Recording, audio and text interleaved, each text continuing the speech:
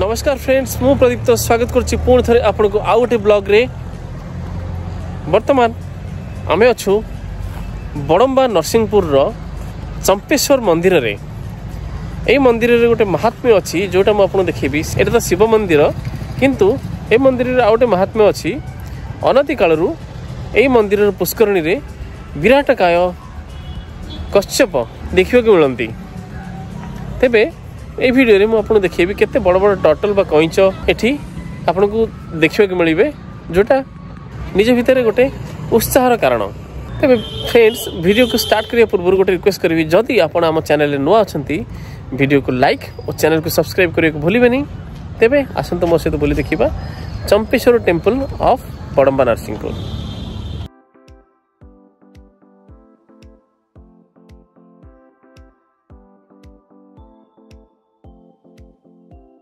चंपेश्वर मंदिर प्राकृतिक शांति और आध्यात्मिकतार एक अनन्य अनुभूति।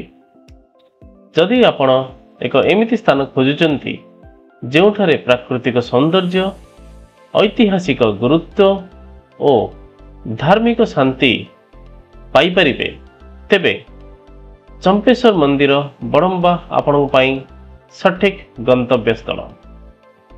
तेबे आसंतु जानिबा चंपेश्वर मंदिर रे केमती आपण पहुंची पारिबे। ओडिशार कटक जिल्लार बड़म्बा अंचल रे अवस्थित एई प्राचीन मंदिर आनुमानिक भाव रे एक 10वीं शताब्दी निर्माण करा जाइथिबार अनुमान करा जाए। एठार शिवलिंग भगवान चंपेश्वर महादेव नाम रे पूजित करा जाए। मंदिर पाखरे थिबा घन जंगल, प्रभावित नदी और नील आकाश यहाकू एक पर्यटनर स्वर्ग बोली परिगणित करिथाए। यार धार्मिक गुरुत्व होउची महाशिवरात्रि और अन्यान्य पार्वण रे, जेमति कि श्रावण मासरे हजार हजार शिव भक्त एठारे दर्शन पाई आसंती। तेबे मंदिर प्रांगण रे अनेक चंपा गछ थिबारु अनति कालरू ए मंदिर ना चंपानाथ बा चंपेश्वर बोली ख्याति पाइछि। तेबे सब मंदिर रे मंदिरर मुखशाला पूर्व दिग को थिबा बेले चंपेश्वर मंदिर रे ताहा उल्टा, जहाँ मुखशाला पश्चिम दिग को अवस्थित। प्राकृतिक सौंदर्य रे परिपूर्ण एही चंपेश्वर मंदिर जातीय पर्यटन स्थलर मध्य मान्यता लाभ करिछि। मंदिर प्रांगण रे बहु कालरू एक विशालकाय पुष्करणी अछि, जोथिरे अनेक कइंच देखिबा को मिलंती। पाखरे थिबा खाद्य सामग्री एमान को ऑफर कले एमान ऊपर को उठी आसंती, जोटा पर्यटकक मन रे एक उत्कंठा सृष्टि करिथाए। जहाँ सूत्र प्रमाण मिले चंपानाथ मंदिर पाखापाखि 1000 वर्ष पूर्वर नरसिंहपुर शासक माने निर्माण करथिले। आउ ये पुष्करणी जोटा आपण देखुचंती, से पुष्करणी रे जो कइंच माने अछंती, प्रत्येकटी कइंच रो बयस 100 वर्षरु ऊर्ध्व हबो बोली एठाकर स्थानीय बासिंदा कुहंती। शीत दिने पिकनिक और बनभोजी पाई मध्य एई जागाटी अनुरूप। यार पाखापाखि थिबा जंगल और नियरेस्ट जेतिकी पिकनिक स्पॉट्स अछि ताकू बुलिबा सहित चंपेश्वर मंदिर रे आपण दर्शन करी घर को फेरी पारिबे। तेबे आसंतु जानिबा एठी केमिति आपण कन्वीनियंटली पहुंचीबे।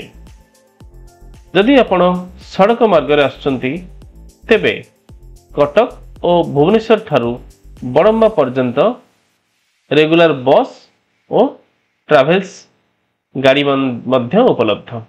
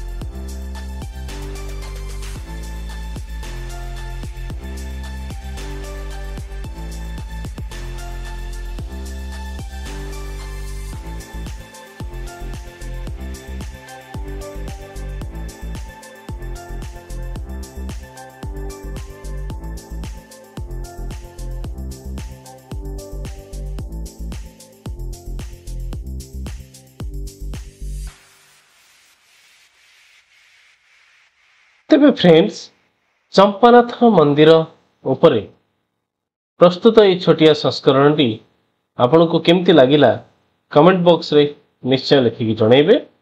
देखा हम गोटे पुणी एमतिया इनफॉर्मेटिव वीडियो रे, से पर्यंत भले थांतु, सुस्थ थांतु। नमस्कार।